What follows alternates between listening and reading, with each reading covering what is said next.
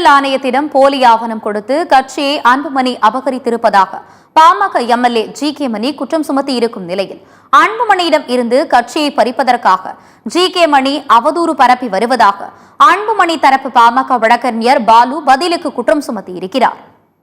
28/5/2025 வரை பதவிக்காலம் முடிந்துவிட்டது.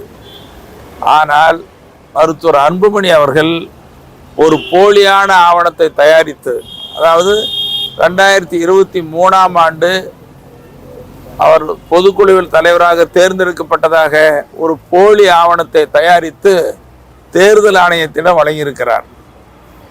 அதை பெற்ற தேர்தல் ஆணையம் மருத்துவர் அன்புமணி அவர்கள் 2023 2026ஆம் ஆண்டு வரை மருத்துவர் அன்புமணி பாட்டாளி மக்கள் கட்சி தலைவர் என அறிவித்திருக்கிறது.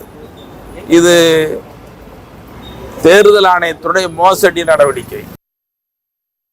ஒரு புகார் கொடுத்ததாக கூறி பாட்டாளி மக்கள் கட்சியினுடைய தலைவராக இருக்கக்கூடிய மரியாதைக்குரிய மருத்துவர் அன்புமணி ராமதாஸ் அவர்கள் மீது அவதூறு கருத்தை ஊடகங்களில் பரப்பி வந்திருக்கிறார்.